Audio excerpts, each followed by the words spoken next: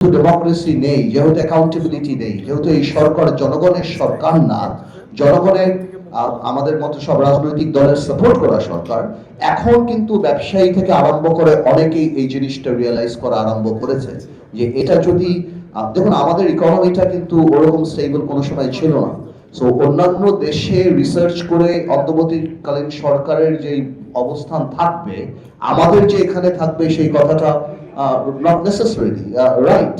তো আজকে অন্ততপক্ষে বাংলাদেশের অন্যান্য সেক্টর, ব্যবসায়ী থেকে আরম্ভ করে সবাই এটা রিয়েলাইজ করছে যে কোনোভাবেও এই সরকার বেশি প্রলম্বিত হলে, বেশি দিন থাকলে, তাহলে বাংলাদেশের ইকোনমিক অবস্থা একদমই ভালো থাকবে না। সো আমি মনে করি যে এই সরকার, অন্তর্বর্তীকালীন সরকারের যে মেয়াদটা, এটা এক একটা দেশের পার্সপেক্টিভের উপর এক একটা দেশে নির্ভর করে।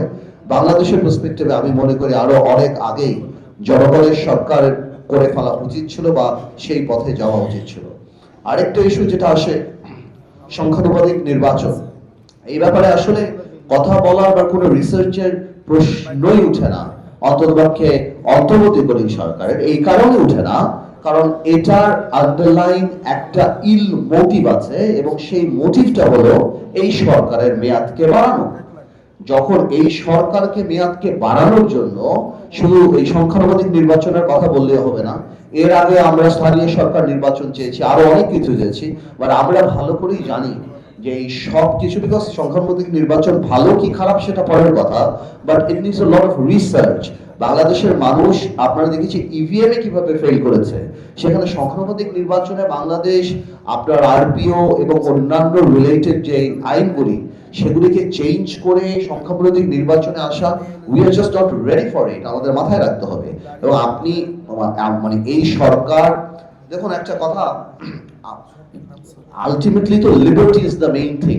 লিবার্টি, আমরা স্বাধীনতা চাই এবং এই স্বাধীনতার জন্যই আমরা এই সরকারকে চাই বা যাই। বাট এখন বাংলাদেশের যে অবস্থা, it's like liberty of a prisoner.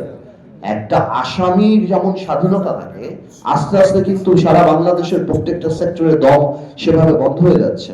তো আমি সংখ্যানুপাতিক নির্বাচনের এই রিসার্চ কোন দেশে কি হলো, আমার কাছে বিং আ পলিটিশিয়ান এটা একদমই ম্যাটেরিয়াল, বিকজ এটা এই সরকারের চিন্তা করার জায়গাই না।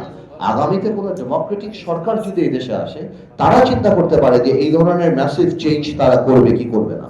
সুতরাং প্র্যাকটিক্যালিটিতে যদি কারো কিছু গ্রহণ করতে হয়, মানে আমার কথার মধ্যে রাজনৈতিক কথা চলেই আসবে, বিকজ আমার পলিটিশিয়ান, বাট এটাই বাস্তব যে বাংলাদেশে এখন আমরা একটা নির্বাচন চাই। এবং অনেকেরই ভয় লাগতে পারে, অনেকেরই চিন্তা করতে পারে যে নির্বাচনে যারা ক্ষমতা আসবে, বিশেষ করে আমি খোলাখুলি বলি, বিএনপির কথা যদি কেউ বলে যে বিএনপি কিভাবে আসবে, গত 9 মাসে বিএনপির উপরের দিকে বা বিএনপির যারা সুপ্রিমো, তাদের অ্যাটিটিউড, তাদের পলিটিক্যাল স্টেপ দেখলে সবাই দেখতে পাচ্ছেন যে তারা ইনক্লুসিভিটি বিশ্বাস করে। তো বাংলাদেশের মানুষের যারা বিএনপি করে না করে, তাদের এই মাইন্ডসেট ক্রিয়েট করা দরকার যে আগামীতে যেহেতু আওয়ামী লীগ কোনোভাবে নির্বাচনে আসতে পারছে না, এবং আওয়ামী লীগের আশা নৈতিকভাবে আমি মনে করি ঠিক অন্ততপক্ষে এই নেতৃত্বের অধীনে, আমি মনে করি বিএনপি বা বিএনপির সুপ্রিমো, তাদেরকে আমরা কারেক্ট করব, আমরা প্রমোট করব, তাদেরকেই সাপোর্ট করতে হবে। আমি মনে করি just to have a stable government and progressive Bangladesh. নাটা জেলি আর পানীয়র এক অসম কম্বিনেশন ড্রিঙ্কো।